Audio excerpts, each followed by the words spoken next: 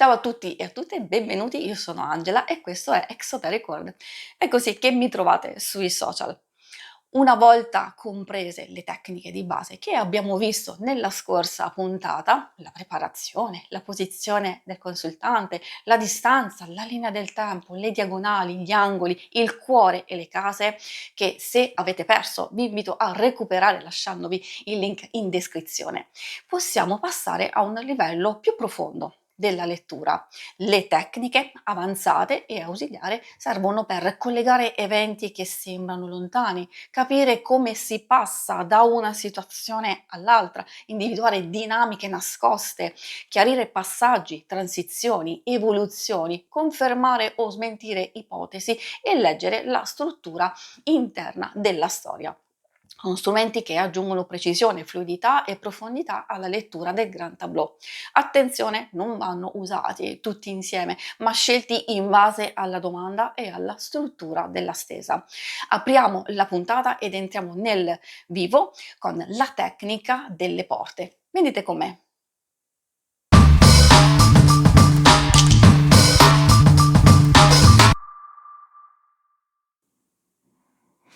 Eccoci di fronte al nostro Grand Tableau e prima di iniziare vi presento un prezioso amico che si è rivelato fondamentale per la creazione di questi video tutorial sul Grand Tableau. Se siete interessati, in descrizione trovate il link per acquistarlo. Si tratta di un libro creato da Odette Lopez Mazza, la Bibbia delle Petite Lenormand. Come vedete è enorme come lavoro, come spiegazioni di tutte le varie tecniche, possibilità, combinazioni, quindi è super consigliato. E adesso iniziamo questa sezione delle tecniche avanzate del Grand Tableau, ricordandovi che per evitare distrazioni le carte le ho posizionate, diciamo, tutte sul dorso, ma è ovvio che nel corso della puntata vedremo anche degli esempi. Quindi per mostrarvi meglio la tecnica possiamo, diciamo, partire adesso proprio dalla prima e che si tratta di una tecnica abbastanza semplice, intuitiva e potentissima, la tecnica delle porte. Le porte ci mostrano cosa entra e cosa esce dalla vita del consultante, sono una bussola narrativa e ci dicono quali energie stanno arrivando e quali si stanno allontanando. Esistono due varianti di questa tecnica. Una è più moderna e strutturata e una più tradizionale, usata soprattutto nelle prime scuole francesi delle Lenormand. Vediamole entrambe. Nella versione più moderna le porte sono rappresentate da due colonne laterali del tableau e vi mostro visivamente, proprio con le stelline, qui sulla colonna a sinistra e poi sulla colonna a destra. Quindi in questa versione più moderna le porte sono rappresentate da queste due colonne laterali e come vedete è molto visiva. La colonna di sinistra mostra ciò che entra, la colonna di destra mostra ciò che esce. E adesso facciamo un esempio pratico. Togliamo le nostre stelline così vi mostro le carte.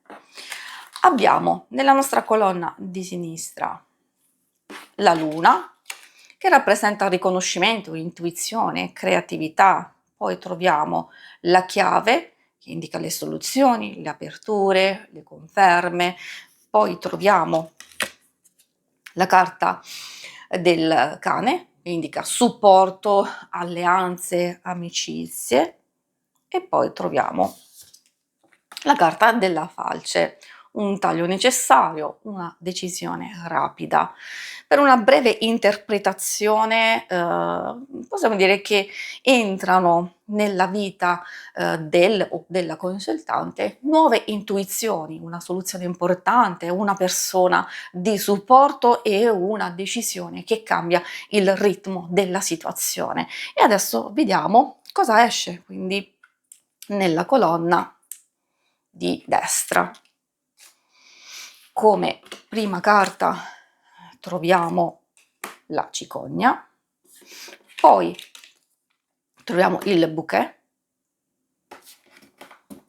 Quindi la cicogna indica un cambiamento che si completa, il bouquet un piacere, un invito che si conclude. Poi troviamo la nave, un percorso o un'attesa che si chiude, e i gigli, una dinamica familiare o professionale che si armonizza e si allontana. Come vedete viene adattato il significato della carta proprio al fatto di quello che va ad allontanarsi o chiudersi. E per una breve interpretazione possiamo dire che escono dalla vita del consultante cambiamenti già avviati, un ciclo di piacere o cortesia, un viaggio o un'attesa o una dinamica familiare o professionale che si conclude. E adesso passiamo alla prossima variante. La seconda variante è quella tradizionale, o chiamate le porte agli angoli, è quella proprio francese, e qui le porte non sono le colonne, ma i due punti narrativi del tableau. Abbiamo le prime tre carte in alto a sinistra e queste indicano ciò che entra. E abbiamo le ultime tre carte a destra, in fondo qui, e queste indicano ciò che sta uscendo. Questa variante nasce dall'idea che il tableau si legge come un testo, si inizia dall'alto a sinistra e si conclude in basso a destra. Piccola parentesi, le prime tre carte possono essere viste anche come un messaggio immediato, ad esempio la situazione attuale del consultante, ciò che sta vivendo nell'immediato, il contesto energetico di partenza, sono e possono essere effettivamente una fotografia dell'istante presente, ci danno il tono iniziale della lettura. All'estremo opposto, le ultime tre carte nell'angolo in basso possono dirci il futuro prossimo, la direzione verso cui tutto si sta muovendo, la possibile conclusione della storia o un avvertimento su ciò che potrebbe accadere se nulla cambia. E adesso facciamo un esempio pratico. Andiamo a togliere le nostre stelline e vediamo. Il nostro esempio pratico parte dalla luna e quindi troviamo sensibilità, riconoscimento, poi troviamo la casa, stabilità, radici e famiglia, e poi il libro o il diario, studio, segreti, nuove conoscenze. Una breve interpretazione è che entrano nella vita del o della consultante una maggiore sensibilità, un bisogno di stabilità e nuove informazioni o conoscenze che si rivelano importanti. Per le ultime tre carte in basso a destra, quindi troviamo ciò che sta uscendo, vediamo i topi, poi troviamo la carta della lettera e poi il giglio o i gigli. Quindi i topi indicano stress, preoccupazioni, la lettera è una comunicazione o una pratica che si conclude, i gigli una dinamica familiare o professionale che si armonizza o si chiude, e si chiude appunto. Per una breve interpretazione possiamo dire che escono dalla vita del o della consultante preoccupazioni, una comunicazione che si risolve e una dinamica familiare o professionale che trova la sua conclusione.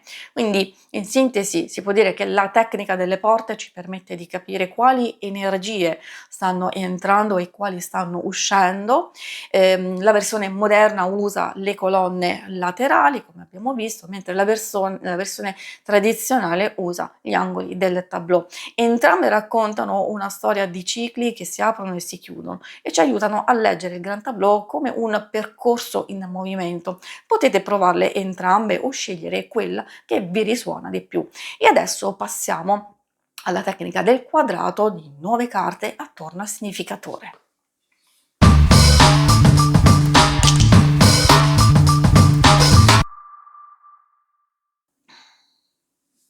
Nella prima puntata abbiamo visto come leggere le carte che circondano la carta tematica o la carta consultante. Adesso facciamo un passo avanti, non guardiamo più solo le carte attorno, ma leggiamo come un vero e proprio quadrato strutturato con regole ben precise. E questa tecnica è uno degli strumenti più importanti e potenti del Grand Tableau perché permette di analizzare passato, presente, futuro, mente, azioni, risorse, ostacoli, consigli, avvertimenti, tutto in un unico colpo d'occhio. Il significatore, consultante o carta tematica, è al centro del nostro quadrato e attorno troviamo le 8 carte che formano un quadrato 3x3. Ecco, ad esempio, mettiamo che noi abbiamo qui il nostro significatore e andiamo subito a vedere le 3 colonne che vi mostro. Le 3 colonne sono esattamente queste, quindi abbiamo sulla sinistra del significatore il passato, qui troviamo il presente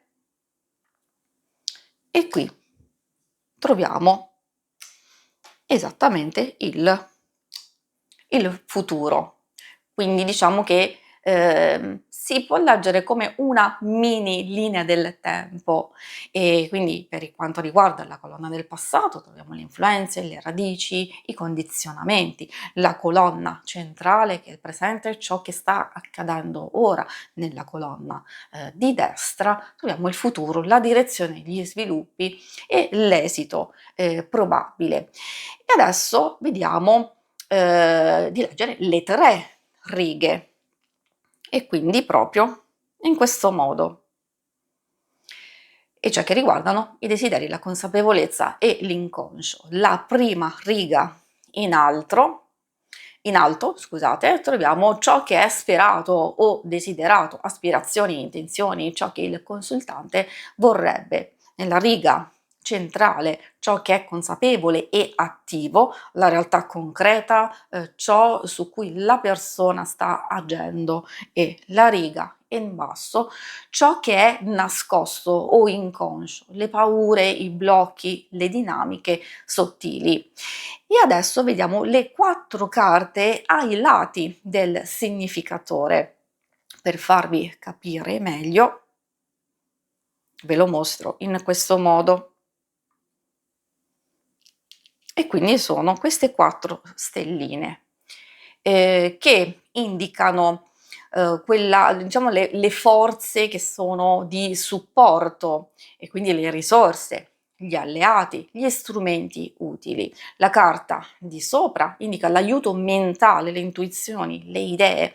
La carta di sotto, quindi possiamo dire nella posizione 8, quindi 2, 8, aiuto pratico, azioni, eventi concreti. Nella carta di sinistra, quindi sarebbe la 4, indica le risorse dal passato, e poi abbiamo la 6, risorse future, ciò che arriva in aiuto. Dopo aver fatto questo, vediamo le 4 carte negli angoli e quindi esattamente queste 4 carte proprio agli angoli del nostro significatore. Quella in alto, diciamo a sinistra, è l'ostacolo che nasce dal passato. In alto a destra indica l'ostacolo futuro o tensione in arrivo. In basso a sinistra un blocco profondo emotivo. in basso a destra, un ostacolo concreto e pratico. Passando ora ai triangoli, che sono molto particolari e indicano consigli, avvertimenti e lezioni. Sono letture avanzate che vanno ad affinare ulteriormente il quadro. Ve lo mostro posizionando le stelline, così avrete un'idea.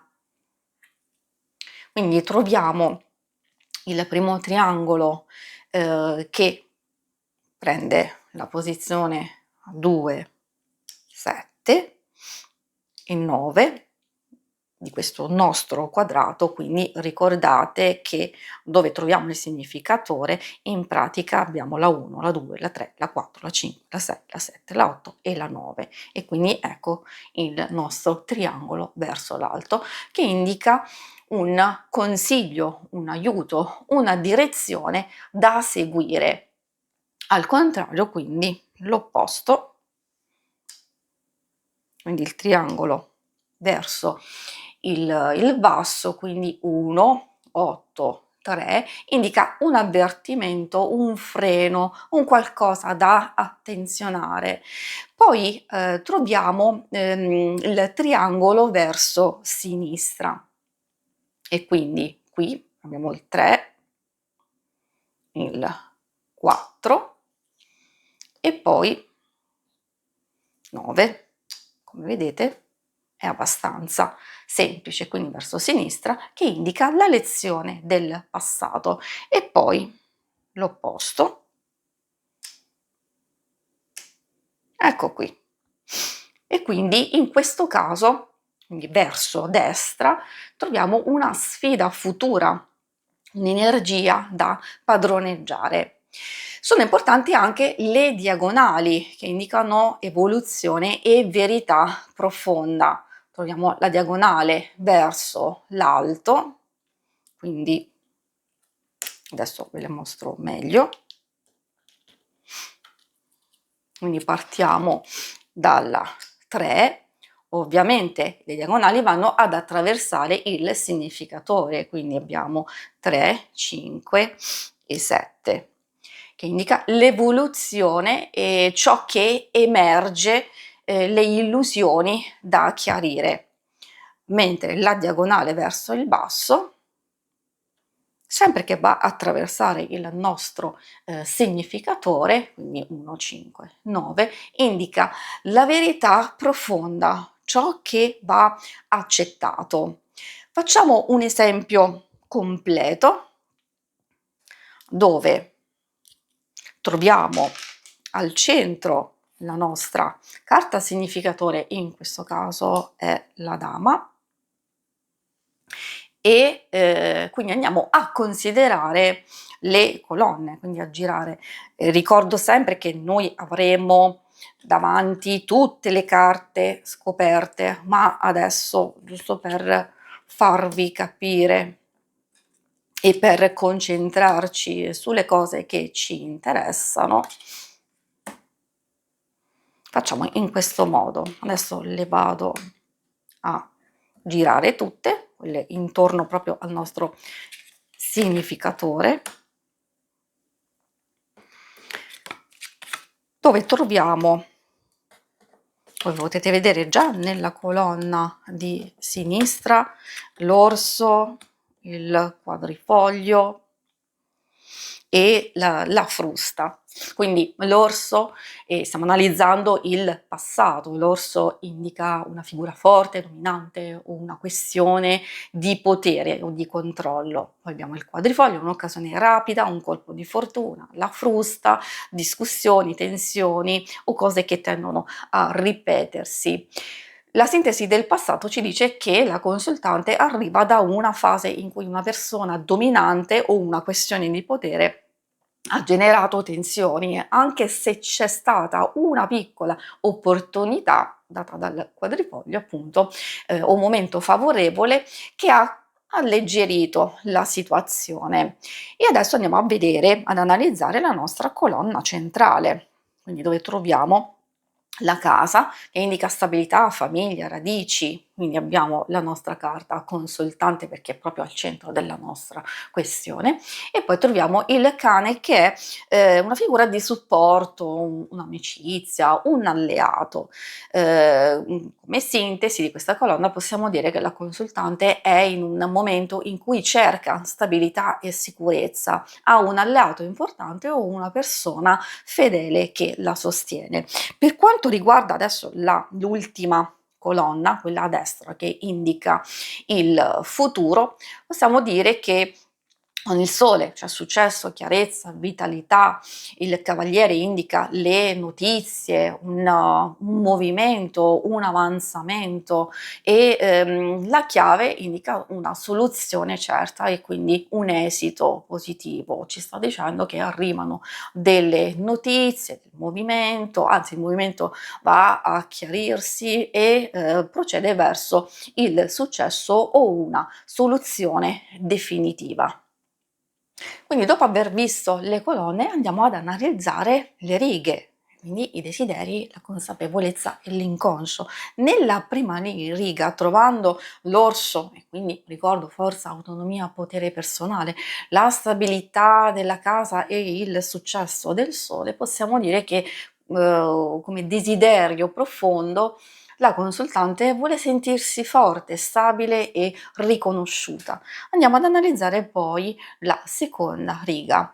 Il quadrifoglio ci parla di un'occasione da cogliere, la dama è attiva, è presente, il cavaliere vuole muoversi, vuole agire e quindi qui abbiamo la consapevolezza, cioè che si sa che si deve cogliere un'opportunità e quindi muoversi rapidamente. Poi andiamo a vedere la riga in basso, dove troviamo la frusta, le tensioni interiori, può indicare anche autocritica, il cane bisogno di supporto, una soluzione è la chiave che in effetti c'è già ma non è ancora vista e questa è la parte dell'inconscio, cioè ciò che ha più aiuto, cioè nel senso che ci fa capire che la consultante ha più aiuto di quanto creda, ma è frenata da autocritiche o ripetizioni mentali.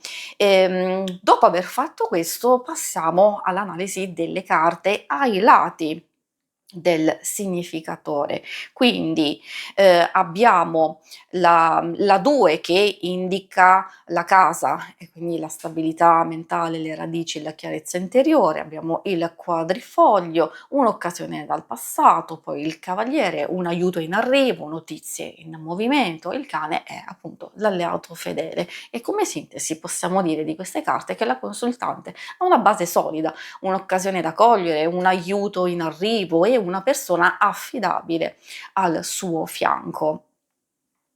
Andiamo ad analizzare le carte negli angoli, dove troviamo le sfide e gli ostacoli, quindi dobbiamo leggerle in questa modalità e quindi vediamo l'orso che indica una figura dominante o un peso, troviamo il sole, la sfida è mantenere la fiducia, poi troviamo la frusta nella nostra posizione 7 che indica conflitti e autocritica e la chiave, la soluzione c'è ma va riconosciuta.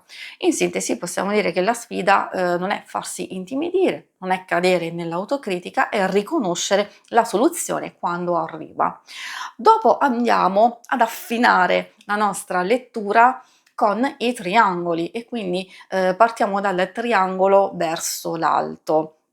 Come lo facciamo? Partiamo dalla posizione 7 e quindi troviamo la frusta, poi andiamo verso la casa e poi la chiave e questa indica la soluzione che arriva se si mette ordine e se non si lascia trascinare dalle tensioni. Poi andiamo ad analizzare il triangolo verso il basso, partiamo quindi dall'orso, andiamo verso il cane, quindi nella nostra posizione 8, e poi andiamo verso il sole.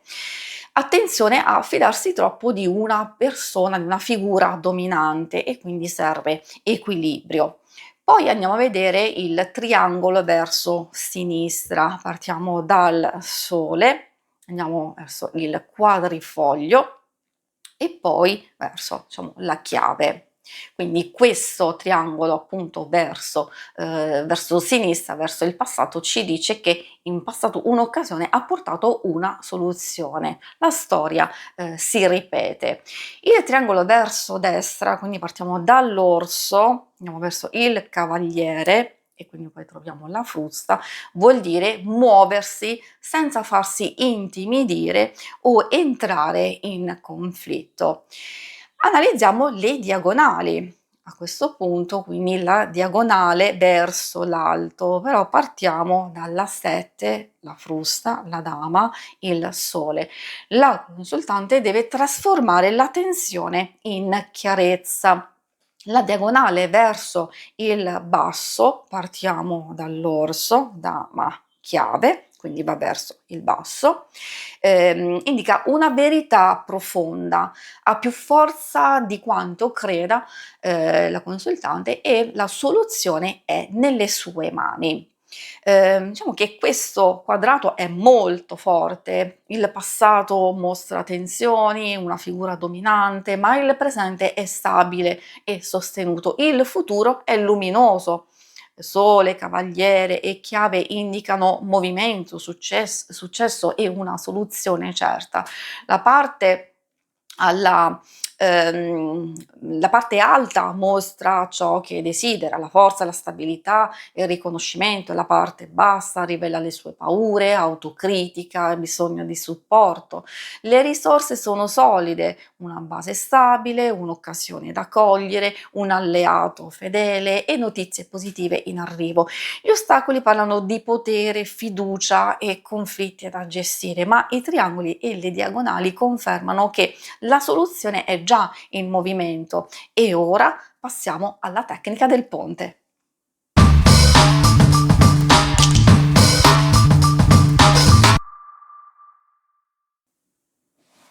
La tecnica del ponte è una delle più eleganti del Grand Tableau. Serve per capire come si passa da una carta all'altra, da una situazione all'altra, da un punto A un punto B. Si usa quando due carte importanti, per esempio il consultante e la carta tematica, sono distanti nella griglia. La domanda è: qual è il percorso che collega questi due punti? E per scoprirlo cerchiamo la carta di connessione, cioè la carta che si trova tra le due, lungo la linea che le unisce. Quella carta è il ponte. Racconta come avviene il passaggio, cosa lo facilita e quale dinamica permette alla storia di evolvere. Come si trova la carta di connessione? Dipende da come sono posizionate le carte. Si traccia una linea immaginaria tra le due carte e si osservano la carta più vicina al centro del percorso oppure le carte che formano una via diagonale naturale. In questi casi il ponte può essere formato da una o più carte che insieme raccontano il passaggio.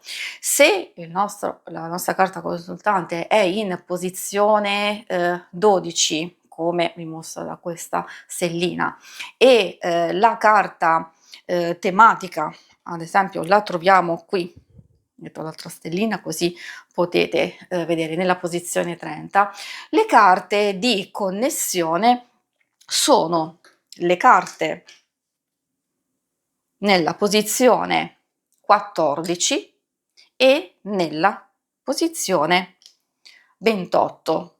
Quindi vedete si tracciano delle linee. Questo è il punto di incontro a metà strada in una via e in un'altra via.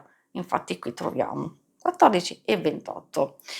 E se il consultante è in posizione 12 e la carta tematica o un'altra persona è in posizione 28, quindi questa è molto particolare perché parliamo di diagonali, le carte di connessione possono essere le due in posizione 26 e in posizione appunto 30. Quindi andiamo a formare delle diagonali, come potete vedere. E questo perché sono le due carte che si trovano sul percorso più diretto tra la 12 e la 28, formando appunto una piccola via diagonale. Adesso andiamo a fare un esempio, quindi togliamo le nostre stelline, troviamo nella nostra posizione 12 la carta della dama, quindi andiamo ad applicare la tecnica del ponte, ad esempio di come si avvicina al tema del lavoro rappresentato dalla carta della volpe. Ricordo sempre che noi avremo il tableau con le carte tutte scoperte. Io per comodità e per mostrarvi meglio la tecnica, quindi diciamo, vediamo che abbiamo e troviamo la nostra carta tematica del lavoro in posizione 30. Per costruire il ponte seguiamo appunto la linea che collega queste due carte. Nella posizione 14 troviamo il giardino e invece poi nella posizione 28 troviamo il nostro cane. Queste sono le carte che formano il ponte narrativo tra la consultante e il tema del lavoro e vediamo insieme una breve interpretazione. Quindi abbiamo il giardino che indica il primo passaggio, e cioè la consultante deve esporsi, deve farsi vedere, deve entrare in un ambiente più sociale o professionale. Il lavoro si avvicina attraverso la visibilità, i contatti, le reti e gli incontri. Per quanto riguarda il cane, quindi che è il secondo passaggio, entra in gioco una persona fidata, un alleato, un collega, qualcuno che sostiene la consultante o le apre una porta. Quindi possiamo dire che il lavoro si avvicina grazie a un aiuto sincero. Quindi in sintesi possiamo dire che la consultante si avvicina al tema del lavoro attraverso due passaggi chiave: prima la visibilità e l'ingresso in un ambiente sociale, quindi dato dal nostro giardino, poi il supporto di una persona fidata o di un alleato, e quindi il nostro cane. Questo è il percorso che la porta alla volpe, cioè al tema lavorativo. Perché questa tecnica è così potente? Perché spesso il consultante vede solo dove si trova o dove vuole arrivare, invece il ponte ci rivela come ci arriva, mostra il passaggio intermedio, la dinamica nascosta, la transizione, il meccanismo che permette alla storia di evolvere. È una tecnica perfetta quando la domanda riguarda cambiamenti, percorsi, decisioni, evoluzioni, come si arriva a raggiungere un obiettivo. Quindi il ponte è la strada che unisce due mondi. E adesso passiamo alla prossima tecnica: identificazione di una persona.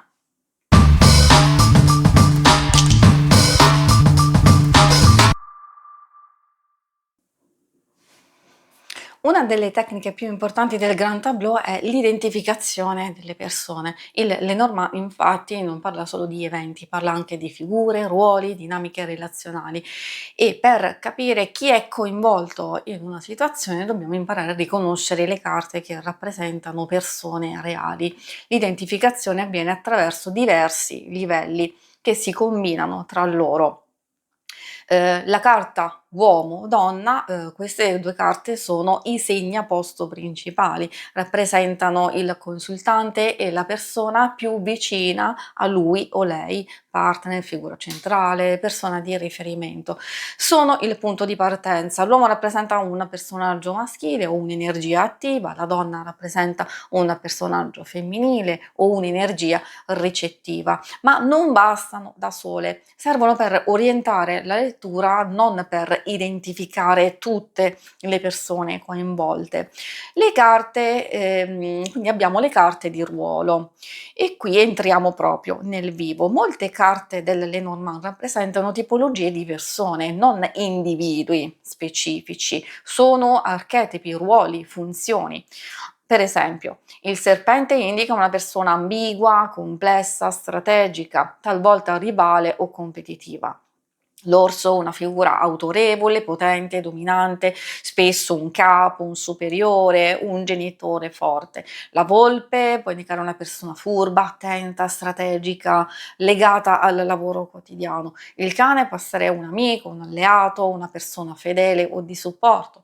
Il bambino, una persona giovane, inesperta o comunque un nuovo arrivo. Quindi se troviamo serpente più orso può indicare una figura femminile forte e complessa. Il cavaliere, una persona dinamica o in arrivo o anche un messaggero. Le carte di ruolo sono fondamentali perché permettono di riconoscere chi fa cosa nella storia.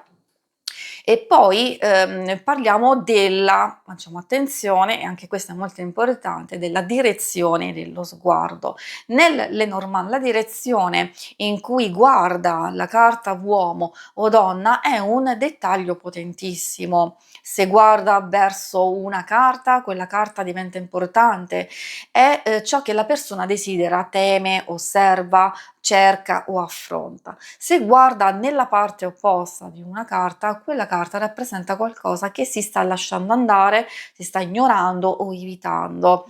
Le due carte persona, se le due carte persona si guardano, c'è dialogo, relazione, scambio. Se si voltano le spalle, c'è distanza, incomprensione e chiusura. Quindi la direzione dello sguardo è una delle tecniche più narrative del Grand Tableau e va a trasformare la stesa in una scena viva. Infine osserviamo dove si trova la persona rispetto alla carta uomo-donna.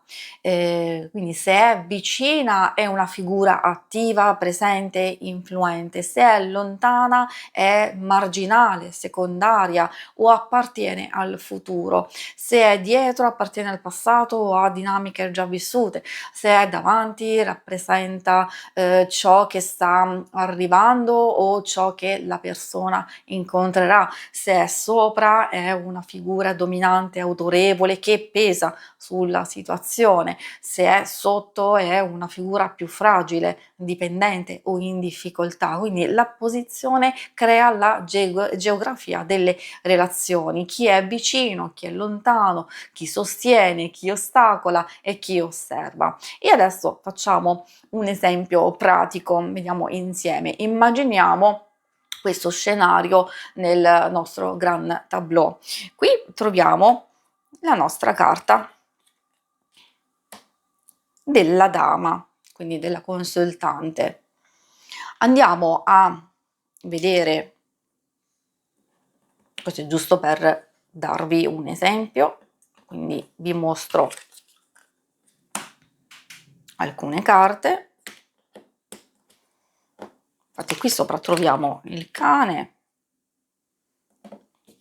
poi troviamo a sinistra il serpente, troviamo la volpe e in basso troviamo l'orso. Allora, cosa ci può dire questa configurazione? Quindi la dama, la nostra consultante, l'orso indica una figura dominante, il cane è l'alleato, il serpente una persona ambigua, la volpe una collega o una dinamica lavorativa. La donna guarda verso l'orso e quindi indica che la consultante sta affrontando una figura forte, un capo o una persona autorevole.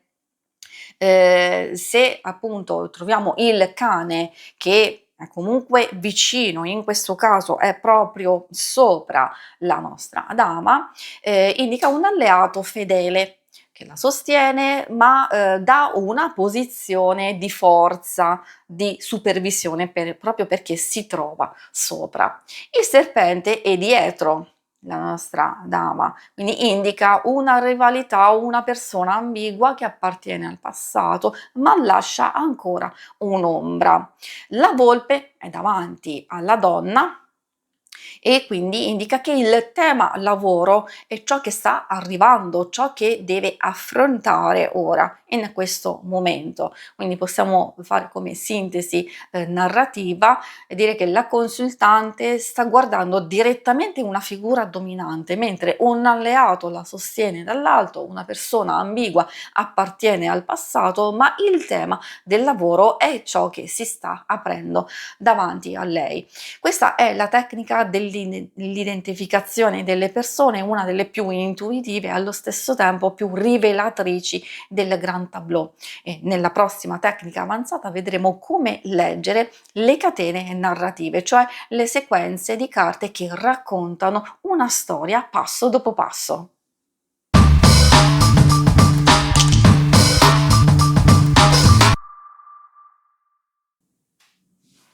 Adesso entriamo in una delle tecniche avanzate più narrative e rivelatrici del Grand Tableau, la tecnica della catena. La catena è un percorso, non legge le carte in modo statico, ma in modo dinamico, segue un filo, un movimento, una sequenza. È la tecnica che ci mostra come una storia si sviluppa passo dopo passo. Possiamo usare due tipologie di questa tecnica. Ora scopriamo il principio della concatenazione con la catena delle carte. Qui non guardiamo le carte ferme nella loro posizione, seguiamo un percorso di interazioni, come se le carte si chiamassero l'una con l'altra. Scopriamo la logica della catena.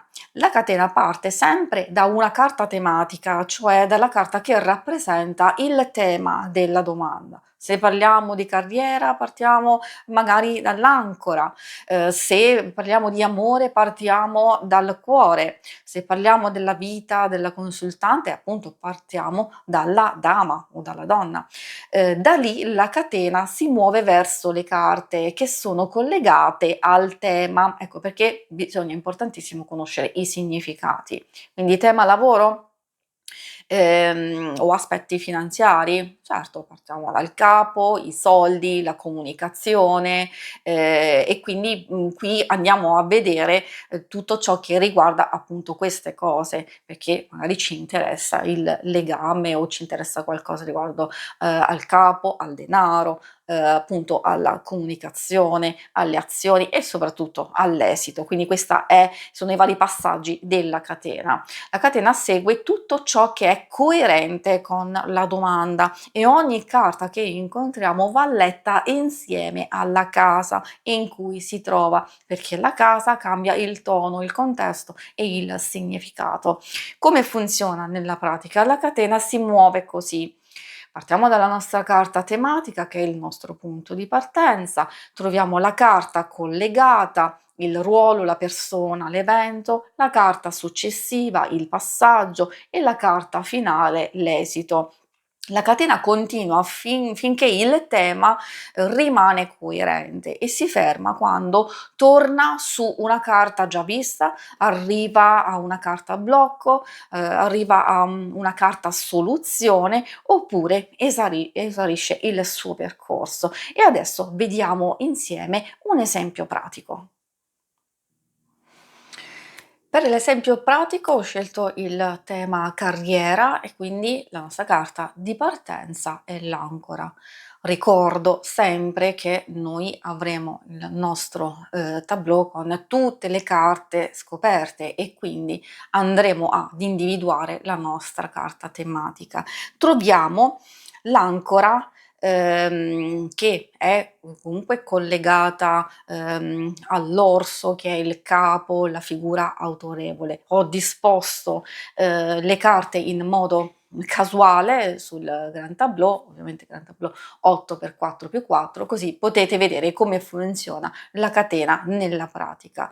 Quindi la nostra prima carta all'angolo la troviamo in casa 12, nella seconda riga, e il tema è il lavoro, la stabilità e la carriera. In casa 12, perché ovviamente dobbiamo leggere in che casa cade la nostra carta, e la casa 12 è quella degli uccelli. Il lavoro è accompagnato da conversazioni, trattative, scambi di idee, forse anche un po' di agitazione. E allora qui, diciamo, a questo punto vediamo la nostra seconda carta, la carta della lettera, appunto perché è comunque collegata alle comunicazioni, a un qualcosa che ci può aiutare a capire cosa sta succedendo, quindi come evolve la situazione. La carta della lettera la troviamo in posizione 19, e quindi nella nostra terza riga, e indica la lettera, quindi ci porta una comunicazione, una proposta, un documento. In casa 19, che è la casa della torre, questa comunicazione diventa ufficiale, arriva da un'istituzione, da un ufficio, da un superiore. A questo punto consideriamo la carta dell'orso, proprio perché tematicamente è collegato alla carta della torre. E dove lo troviamo l'orso? Lo troviamo qui nella posizione 7, quindi in casa 7, che è quella del serpente. Quindi abbiamo la nostra figura dell'orso, che è una figura autorevole che deve prendere una decisione. Nella casa del serpente vuol dire che questa è una figura complessa, strategica, forse un po' ambigua o difficile da gestire. A questo punto cerchiamo di capire come evolve, come, quale sarà l'esito, e allora andiamo a cercare dove si trova il nostro sole, e quindi la catena si può chiudere con questa carta, dove la troviamo in casa 24.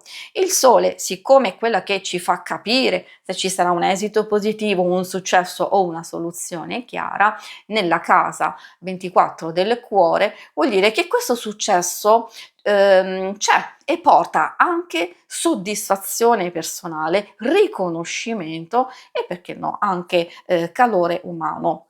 Quindi la nostra sintesi narrativa, molto in breve, vuol dire che la catena completa racconta una storia molto chiara. Il lavoro passa attraverso una comunicazione ufficiale, arriva nelle mani di una figura autorevole e complessa, e si conclude con un risultato positivo e soddisfacente. La seconda tipologia è la catena delle case. Questa è una delle tecniche più sofisticate del Grand Tableau, e la logica è semplice. Si parte dalla carta tematica, si guarda in quale casa è caduta, e poi si va nella casa naturale di quella carta per vedere quale carta si trova lì. Quella carta diventa il nuovo punto di partenza e si ripete il processo. La catena continua finché si chiude naturalmente, si ripete una carta già vista, oppure si ferma su una carta blocco.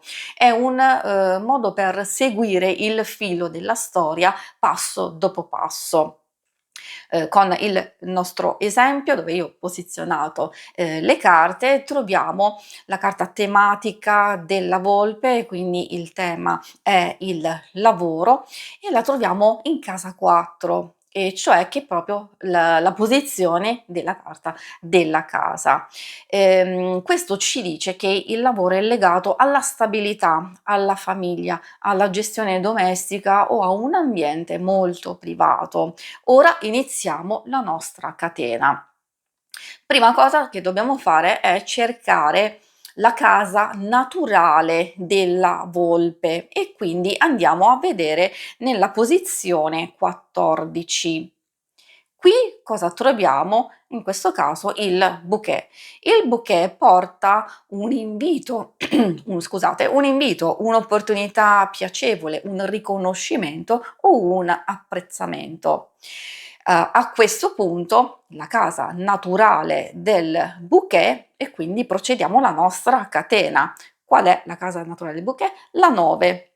E quindi saltiamo alla 9 e guardiamo la carta che è presente nella posizione nuova, nella nostra nuova posizione, quindi la 9. Troviamo la carta dell'ancora e questa parla di lavoro stabile, di radicamento, di carriera e di continuità.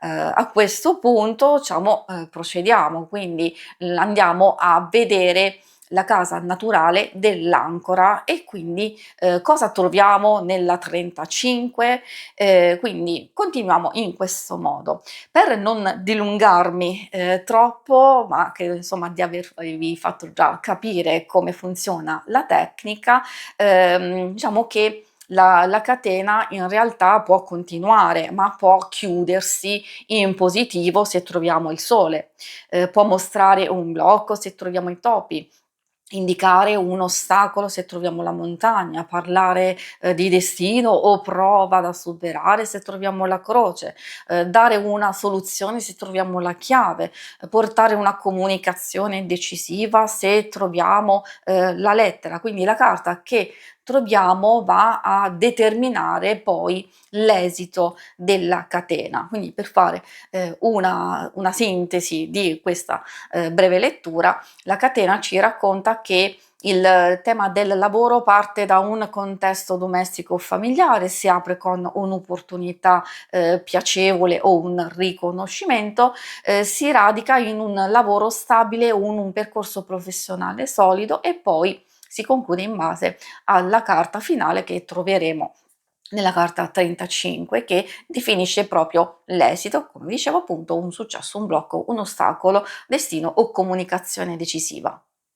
Questo concetto è molto importante, quindi sottolineo il fatto di capire effettivamente quando la catena si ferma e quando torna su una carta già vista, la storia si chiude su se stessa, arriva a una carta blocco, abbiamo visto esempi di carte blocco, possono essere la montagna, l'ostacolo, i topi che indica la perdita, la bara, fine, croce, la croce è destino, un peso inevitabile, può arrivare a una carta soluzione tipo la chiave, che indica una certezza, il sole il successo, le stelle chiarezza, arriva alla carta tematica stessa perché può succedere e quindi la catena si chiude perfettamente. Questa tecnica è una delle più rivelatrici del Grand Tableau, non mostra solo cosa succede, ma come succede passo dopo passo. E nella prossima tecnica avanzata vedremo uno strumento fondamentale, il movimento o anche detto il salto del cavallo, che rivela connessioni invisibili tra le carte. Appunto, andiamo ad osservarle insieme.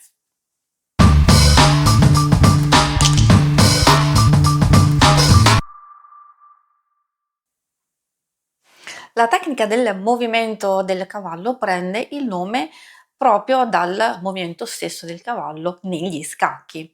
Un salto a L, 2 caselle in una direzione e una in quella perpendicolare. Nel Grand Tableau questo movimento serve per saltare da una carta all'altra seguendo percorsi non lineari, percorsi che non emergono dalle righe, dalle colonne o dalle diagonali. È una tecnica perfetta per scoprire percorsi nascosti, collegamenti indiretti, dinamiche sottili, influenze che non sono visibili a prima vista. Passaggi, chiamiamoli obliqui, che spiegano perché una situazione evolve in un certo modo. Il movimento del cavallo è come un salto intuitivo, non segue la logica lineare della lettura, ma quella energetica. Ma come funziona nella pratica? Si sceglie una carta di partenza, può essere il consultante, la carta tematica o una carta chiave della nostra domanda. Si individua la carta che si trova a distanza di un movimento a L, quindi 2 caselle in una direzione su, giù o sinistra, destra e una casella nella direzione perpendicolare. E adesso vediamo il nostro esempio. Quindi se io decido di partire con la mia carta consultante o tematica nella posizione 11, andando a contare 1, 2 posizioni e una, in questo caso vado a destra, questa sarà la mia carta, il mio salto del cavallo. Si osserva la carta su cui si atterra, quindi non si leggono le carte di passaggio, ma proprio quella dove atterra la mia mossa ad L.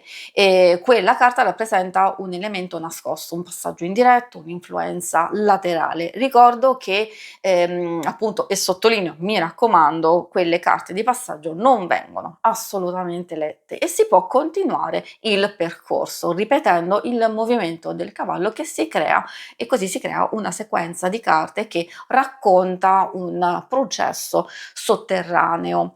Perché è così utile? Perché molte situazioni non si sviluppano in modo lineare, ci sono influenze che non sono proprio vicine al consultante, ma che agiscono comunque.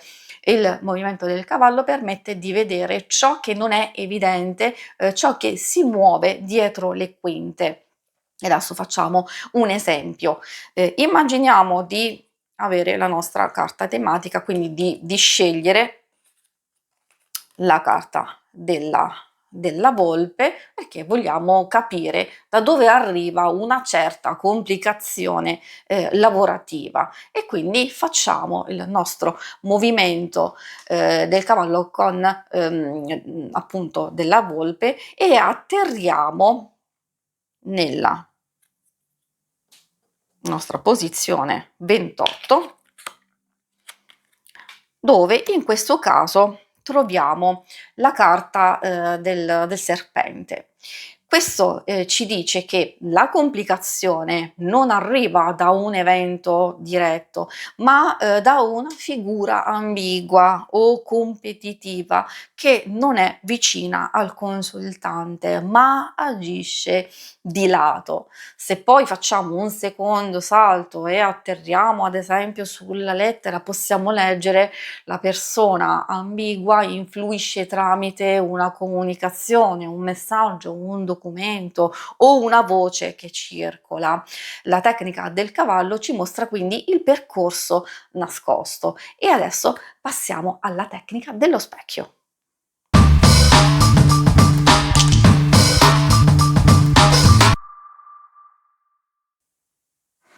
La tecnica dello specchio è una delle più sottili e affascinanti del Grand Tableau e si basa sull'idea che alcune carte, pur essendo vicine tra loro, si trovano in posizione speculare, come se fosse il riflesso dell'altra. Quando due carte si rispecchiano, rivelano ciò che non si vede a prima vista, ciò che agisce in modo indiretto e ciò che completa o contraddice la carta principale. Lo specchio è una tecnica perfetta per scoprire l'altro lato della storia. Ma come funziona? Nel Grand Tableau una carta può fare uno o più specchi. Abbiamo lo specchio orizzontale, quindi userò le stelline per farvi capire le posizioni nel Grand Tableau, e lo specchio orizzontale si trova guardando la carta che sta alla stessa altezza ma dall'altra parte della griglia. Immaginate di dividere il tableau in due parti. Tutto quello che troviamo nella prima parte si specchia nella seconda e viceversa. Ad esempio, la 1 si specchia con la 8. Andiamo avanti, la 2 si specchia con la 7. La 3 si specchia con la 6. La 4 si specchia con la 5, proprio perché andiamo a dividere, ricordatevi, il nostro tableau in due, e questo è lo specchio orizzontale.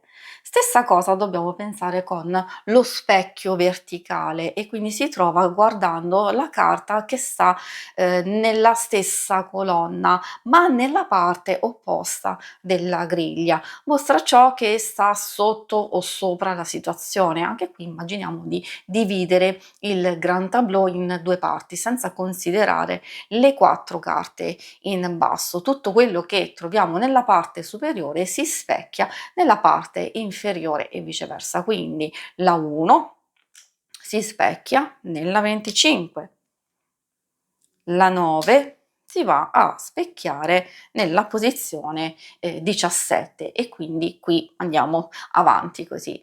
Per quanto riguarda le 4 carte, quelle in fondo al nostro tableau, nell'ultima riga, si riflettono nelle superiori nella prima riga, quindi la 33 si va a specchiare con la 3, la 34 si va a specchiare con la 4 e quindi anche la 35 con la 5 e poi infine ovviamente la 36 si va a specchiare nella 6. Perché è così potente questa tecnica? Perché molte situazioni non sono lineari, c'è sempre un lato visibile, un lato e un lato invisibile. Lo specchio permette di vedere le motivazioni nascoste, le intenzioni non dichiarate, le dinamiche sotterranee, ciò che una persona non dice. È una tecnica perfetta quando la domanda riguarda ambiguità, relazioni complesse, dinamiche psicologiche, situazioni che sembrano avere due versioni e verità non dette. E adesso vediamo insieme un esempio.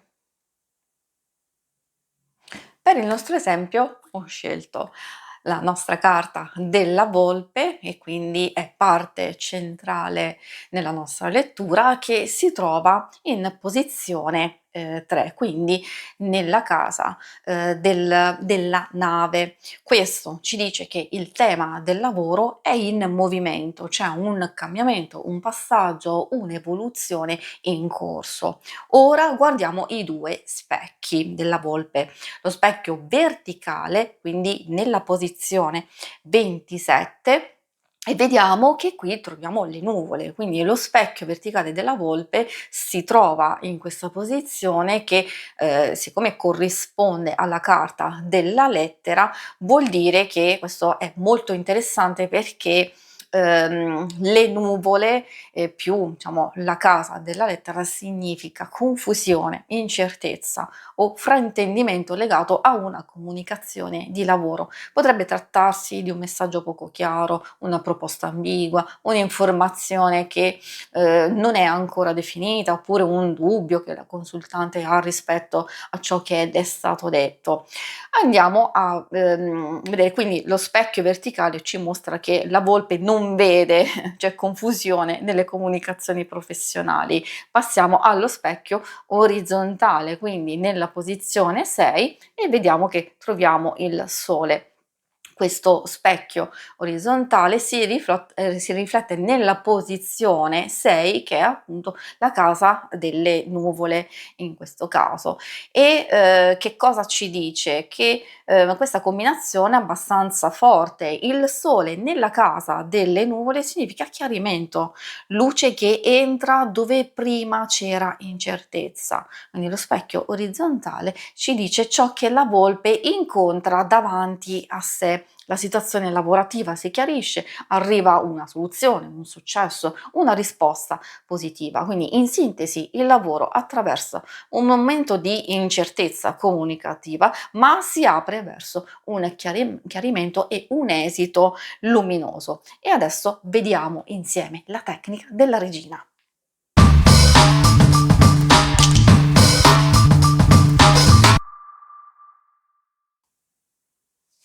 La tecnica della regina è ispirata al movimento della regina negli scacchi. La regina si muove, per chi non lo dovesse sapere, in tutte le direzioni, in verticale, in orizzontale e in diagonale, e lo fa in linea retta, senza limiti di distanza. Ma c'è un dettaglio fondamentale: la regina non si ferma sulle caselle intermedie, ma raggiunge quella finale in un unico movimento. Nel Grand Tableau funziona allo stesso modo. Noi leggiamo solo le carte che si trovano sulle linee della regina, cioè i punti di arrivo del suo movimento, non tutto ciò che sta in mezzo. È una tecnica che rivela influenze dirette, energie che arrivano dritte alla carta centrale. Se troviamo, come in questo esempio, la nostra carta nella posizione 11, le carte da analizzare sono nella posizione 3, 4, 16, 36, 33, 25 e 9. Ovviamente, come avete potuto vedere, sono andata in senso orario, e che è utile anche per la nostra lettura. Ma facciamo un esempio pratico. Ovviamente questo è per giusto con le stelline, per indicarvi nel complesso com'è la tecnica. Adesso nel nostro esempio pratico sarò un po' più breve, quindi ho posizionato il nostro consultante nella casa 1, e quindi che cosa ci dice? Già proprio la casa, che è quella del cavaliere, che il nostro consultante è in movimento, è attivo, si trova in una situazione attiva, pronta a un cambiamento. Ora applichiamo la mossa della regina e saltiamo tutte le carte intermedie e leggiamo solo i punti di arrivo sulle linee verticali, orizzontali e diagonali. Per quanto riguarda la linea orizzontale, in questo caso andiamo verso la casa 8, che è la casa della vara, dove troviamo in questo caso il giardino, che ci parla di socialità, di visibilità e di contatti. In casa 8 vuol dire che questa energia è in trasformazione, qualcosa nei rapporti sociali si chiude o cambia forma. E adesso andiamo a osservare la linea diagonale in basso, che ci porta esattamente nella posizione 35, quella che è dell'ancora, e noi troviamo in questo caso i pesci, che rappresentano il denaro, il flusso e le risorse. In casa 35, che cosa vuol dire? Che è la casa dell'ancora. Questa energia diventa stabile, le finanze si radicano grazie al lavoro. E adesso procediamo con la linea verticale in basso, dove cade proprio in posizione 25, che è la casa dell'anello, e qui in questo caso troviamo la luna, che indica la reputazione, la creatività, il riconoscimento. In casa dell'anello vuol dire che questo riconoscimento arriva attraverso una collaborazione o un accordo professionale. In sintesi, la lettura mostra che il consultante sta attraversando un cambiamento nei rapporti e nelle dinamiche sociali, qualcosa si chiude, si trasforma, portando a un nuovo equilibrio. Sul piano materiale c'è una stabilizzazione importante, le risorse e il lavoro trovano un flusso più sicuro e continuo, e infine arriva un riconoscimento legato a una collaborazione o a un accordo professionale. E adesso passiamo al conteggio dei 7.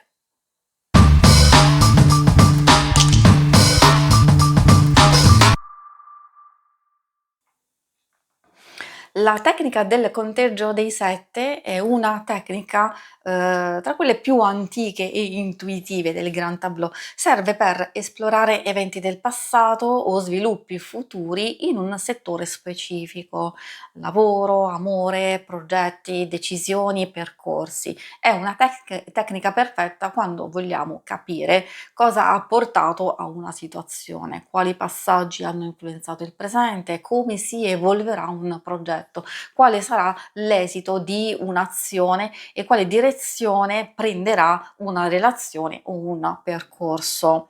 Come funziona il conteggio dei 7?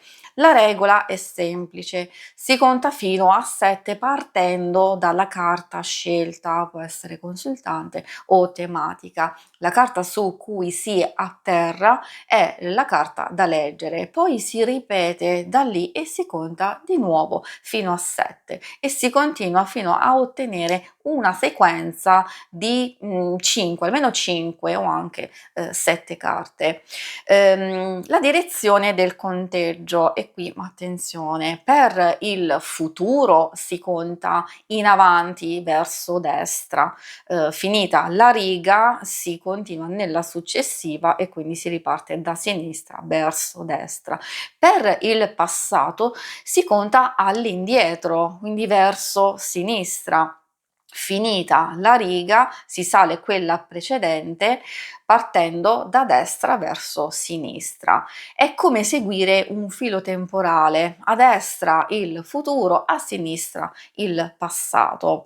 E adesso ovviamente facciamo il nostro esempio, dove troviamo la nostra carta consultante nella posizione 19. Ovviamente io ricordo sempre che voi avrete il Grand Tableau con le carte tutte girate, quindi una volta che avete individuato la vostra carta o consultante o tematica, allora quindi quello rappresenta il nostro punto di partenza. Quindi abbiamo la nostra carta consultante. Ora contiamo all'indietro e soprattutto adesso andiamo ad analizzare il conteggio dei 7 per il passato. Il conteggio ovviamente si fa in questo modo: andando indietro si parte comunque a contare dalla carta in esame e quindi a partire da qui, e quindi 1, 2, 3, 4, 5, 6 e 7, e questa è la nostra carta di arrivo, dove in questo caso troviamo le stelle. Ovviamente, diciamo, ricordiamoci che dobbiamo analizzare sia la carta che troviamo anche in base alla posizione, quindi nella casa in cui cade. In questo caso troviamo la torre nel passato che indica isolamento, distanza, una fase di chiusura o protezione. E adesso proseguiamo con il conteggio, sempre a partire il secondo conteggio da questa carta e andando indietro, quindi 1, 2, 3, 4, 5, 6 e 7. Quindi nella nostra posizione 6, in questo caso troviamo il libro o il diario che ci parla di segreti, di informazioni non dette, di studio e di preparazione. Quindi nel passato c'è qualcosa che non è stato rivelato o compreso in pieno. Adesso passiamo al terzo conteggio, quindi a partire da qui 1, 2, 3, 4, 5, 6 e 7, e quindi atterriamo nella nostra posizione 1 dove troviamo la carta della volpe. La volpe indica cautela, strategia, anche diffidenza, quindi vuol dire che il consultante ha dovuto proteggersi o muoversi con attenzione. Andiamo avanti con il quarto conteggio e quindi ovviamente ripartiamo dove abbiamo il nostro punto di partenza qui 1, 2, 3, 4, 5, 6 e 7. Nella posizione del sole, noi troviamo il quadrifoglio, e il quadrifoglio porta un colpo di fortuna, un'opportunità breve ma positiva, quindi un momento favorevole ha interrotto questa fase di difficoltà. E procediamo con il quinto conteggio, quindi andiamo sempre a iniziare dalla nostra carta che abbiamo raggiunto, dalla nostra posizione, quindi 1, 2, 3, 4, 5, 6 e 7, e atterriamo nella posizione 25. In questo caso troviamo nella casa il fanciullo, e questo indica un nuovo inizio, un passo leggero, un cambiamento fresco, quindi vuol dire che il passato si chiude con una ripartenza. E adesso facciamo insieme l'esempio 2, e cioè il conteggio dei 7 per il futuro. Partiamo dalla nostra carta tematica, quella del cuore, e la troviamo in posizione 13. Ora contiamo in avanti verso destra. Il nostro primo conteggio quindi funziona così. Partiamo sempre dalla carta: 1, 2, 3, 4, 5, 6 e 7, e atterriamo nella posizione 18, in questo caso, dove troviamo il cane. Vuol dire che il futuro porta una relazione leale, un sostegno sincero, un legame affidabile. E adesso da questa carta procediamo con il secondo conteggio, e quindi 1, 2, 3, 4, 5, 6 e 7, e andiamo ad atterrare nella posizione, nella casa dell'anello, dove troviamo l'albero. L'albero indica la crescita lenta, il radicamento e la stabilità, vuol dire che la relazione si approfondisce e si rafforza. E adesso andiamo avanti con il terzo conteggio. Sempre partendo da qui: 1, 2, 3, 4, 5, 6 e 7. Andiamo ad atterrare nella posizione 31, cioè nella casa del sole, dove in questo caso però troviamo la montagna. In questo caso la montagna porta un ostacolo, un rallentamento, una distanza da superare, quindi vuol dire che la crescita incontra una sfida. Procediamo con il quarto conteggio, sempre da questa posizione, quindi 1, 2, 3, 4, 5, 6 e 7. Quindi appunto andiamo avanti e cadiamo nella posizione numero 1, quella del cavaliere, dove troviamo l'ancora. L'ancora che cosa fa? Stabilizza. Dopo l'ostacolo la relazione trova un punto fermo, c'è solidità, impegno e continuità. Procediamo con il quinto conteggio, quindi a partire da questa posizione: 1, 2, 3, 4, 5, 6 e 7, e troviamo il sole in posizione 7, quindi ci dice che il sole chiude la catena con successo, con chiarezza, armonia, e quindi magari, nonostante appunto purtroppo sia la casa del serpente, vuol dire che le ambiguità, alcune cose effettivamente possono essere perfettamente superate, quindi abbiamo l'esito positivo e luminoso. In sintesi, troviamo che il futuro del cuore mostra un legame fedele che cresce e si radica, c'è un ostacolo da superare, porta una stabilità più forte, e comunque, nonostante tutto, un esito positivo e luminoso. Perché questa tecnica è così potente? Perché mostra la sequenza degli eventi, non solo il risultato. Il passato rivela cosa ha portato alla situazione attuale, il futuro mostra come si svilupperà il tema passo dopo passo. È una tecnica perfetta quando il consultante si chiede come andrà a finire, cosa succederà dopo, da dove nasce questa situazione, qual è la direzione del mio progetto, cosa posso aspettarmi nei prossimi mesi.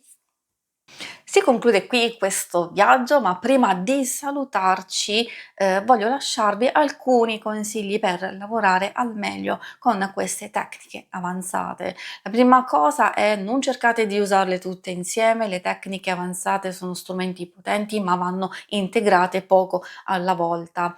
Sceglietene una, sperimentatela, osservate come cambia la vostra lettura e solo dopo aggiungete la successiva. Secondo consiglio: lasciate che sia la domanda a guidarvi. Ogni tecnica risponde a un tipo di esigenza diversa. La catena racconta il percorso, il ponte collega due punti, la regina mostra le influenze dirette, il salto del cavallo rivela connessioni nascoste, lo specchio mostra cosa c'è dietro, il conteggio dei sette racconta passato e futuro. Non serve usarle tutte, serve scegliere quella giusta. Terzo consiglio: non abbiate fretta. Le tecniche avanzate richiedono tempo, pratica e soprattutto ascolto. Il Grand Tableau è un organismo vivo, più lo osservate, più lui vi parla. E un ultimo consiglio: fidatevi del vostro sguardo. Le tecniche sono mappe, ma la vostra intuizione è la bussola. Quando le due cose si incontrano, la lettura diventa davvero completa. E con questo abbiamo concluso il nostro viaggio dentro le tecniche avanzate del Grand Tableau. Oggi abbiamo esplorato strumenti potenti, profondi, capaci di trasformare una lettura in una vera mappa narrativa. Sono tecniche che ampliano lo sguardo, che permettono di leggere il tableau non solo come un insieme di simboli, ma come un sistema vivo, dinamico, in movimento. Se volete approfondire di più, vi invito a recuperare anche la prima puntata, dove abbiamo visto le tecniche base del Grand Tableau, fondamentali per costruire solide fondamenta. E se volete conoscere meglio ogni singola carta, trovate sul canale anche i video dedicati ai significati delle Lenormand. Fatemi sapere nei commenti quale tecnica vi ha colpito di più. Grazie per essere stati con me in questo viaggio, ci vediamo nei prossimi video. Ciao!